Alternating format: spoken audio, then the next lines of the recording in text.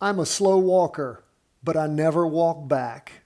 Abraham Lincoln, my friends, each and every day, 10 to 15 minutes, you can go as slow as you need to go, as many days as it takes, because my friends, you're not going backwards, you're going forwards. And once you become a charting master, you will make up for all the time you ever spent learning this. But if you don't start, you're never going to get there. And there's so many people, I'll do it later. No, do it now. Do it today. Each and every day, 10 to 15 minutes. Let's jump into these charts.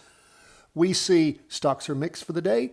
Bonds, gold, Bitcoin down. Let's jump first into the S&P 500. It was pretty much flat. Technically, it was down 0.02%. What is that? 0.02%. That is about flat. What do we see, though, as we end the week? We are sitting right there on the trend line. And I can't even figure out what this trend line is. It's not much of one. If we, let's see, if we moved this back to where things were last week, or I tell you what, we moved it even the further week back, you can see that we did drop below it on the S&P 500, but it's just a doji. It's, in fact, almost the same setup we saw before, although this one was even worse because you can see how the doji is a little bit higher than the prior. This was lower back on the weeks beginning the 6th of October and the 13th of October. So where are we? Well, we've got a lot of indecision. Is the market going to crank down hard? It may, but it could just be digesting the gains from those prior 2 weeks, the week beginning the 13th of October and the 20th, and it's just laying off. I talk about eating a big meal, and what do? You sit on the couch and you let it digest. And then you get up and you get out there and get on it again, and that may be what's getting ready to happen to the markets. I can't tell you. That means what? That means we stay long on the S&P. Now, and again, we can see we had a day and a half of strong down movement. We see even on Friday where things jammed down and then recovered in the afternoon. You look at the 2-day, it is a red day down candle. It is below the weekly trend line. Where are we tending? Down. Where are we going? We don't know for sure. We don't know. We had these days starting on Monday up through Wednesday jamming up. And then on Thursday afternoon, Thursday morning, Thursday afternoon, Friday morning, all down and then popped up on Friday afternoon. So we have some questions here. We are still technically bullish as I look at the 5-day plus ETF trading analysis and execution plan, which of course has already, prior to showtime, been sent out to our Patreon members. If you want to get that on a daily basis in your email and at the Patreon page, become a Patreon supporter. You'll also get immediately my latest book, Three-Wave Trading Advantage, that explains to you succinctly what we do. Lots of diagrams, explanations about everything we do here to help you understand fully what you need to do. If you're interested and serious, become a Patreon member. $30 a month, $1 a day, and you get that and the 3-part series Options Made Simple, the Charting Wealth Way. Enough sales. Let's jump into the Qs now. It was technically up 0.08% for the day. Now again, that's eighth, 100, whatever. It's barely up, okay? And as we look at it, we can see where things jammed down in the morning and then popped up a little bit in the afternoon. We can see where we had average volume in the afternoon, above average in the morning. As we look at the first day of the latest 2-day candle, it is down, but it's not reaching. Is it reaching? Let's see. The prior low back on Thursday, Friday the 6th and 7th was 598.67, 597. So it is a little bit lower than that prior. That again is why, if you look at these figures here, high open, low close, it's so helpful to go to the candles and compare. Because sometimes your eyes can fool you, as mine were fooling me. So it has dropped a little bit lower. Now, we have a red spinning top. That is typically our telltale sign of things shifting over, moving down, particularly after you have an interim high, which we had back on the week beginning 27th of October.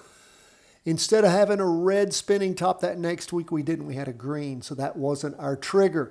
But now we have a red spinning top. Technically, that is our trigger.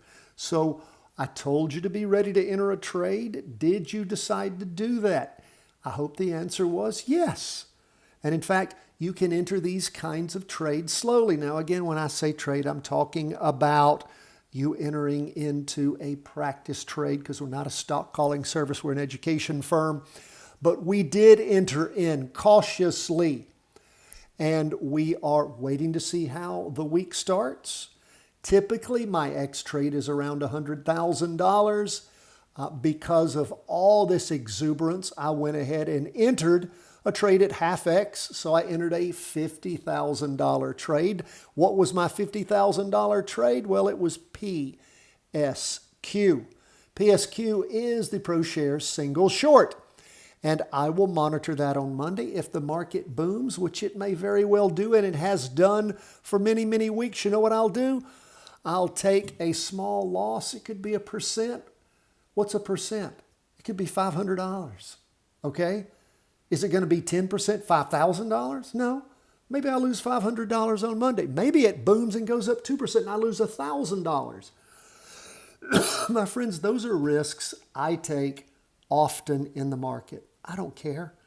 I'm going to see which way it goes. And if it does confirm what I have seen it do many, many times in the past, I'll stay in. I'll add to that. I'll build that position up as it continues to signal that it is moving. If it does not, and it turns around and doesn't move in the right direction and blows those signals that I am seeing now, then of course I will pull that trade. I'll take a small loss and I'll move on. I won't hold on wishing forever that things were going to go the way I hoped they would go. This is based on my experience in the past, the kind of setups that I like. I would like a little bit bigger spinning top than the small one. It's not a doji though, and I don't like to trade on dojis, although we saw where the green spinning top didn't take off after the interim low back on the 7th of April. We then had a green spinning top, which would have been an entry point for us, except of course we didn't have the volume. The thing about this is we have the volume backing up the turning over, right? We see lots of indecision tending down after the interim high. That is my telltale sign. If you've read my book, you know that. That's what I'm looking for. Is it going to go down and keep going down?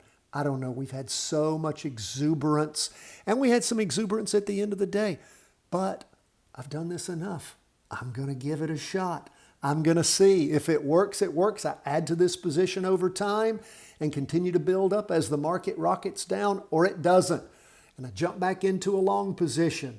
That's fine with me. That is where we are. Now, let's look at where we are with bonds. Bonds are still bearish, more than a coin toss. Not anything super exciting. As we look at the low of the week beginning the 3rd of November, our first down week, that low was 88.88. This week, the low was 88.87, 1 cent lower. Not anything to be excited about. That's why our directional probability is only 60% bearish with a 65% backtest accuracy. And again, if you want daily trade execution summary grids, for the next day at the end of the day before, then you need to be a Patreon member. You can access those and see what they look like a day or two later if you go to the Patreon site. And we also put the prior days up. If you subscribe for free at chartingwealth.com, you'll also get that trade execution summary grid. What's up with gold? Gold pulling back 1.80%.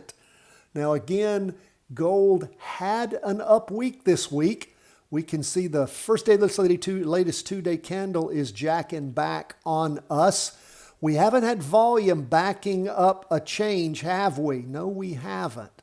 We had volume back up a rotation over, but again, it wasn't a spinning top, was it? No, it was a red down candle after all that exuberance. And when you have that much exuberance, even when you break in the trend, it is hard to kill all of that. We had 2 weeks of digestion and then a week trying to move up.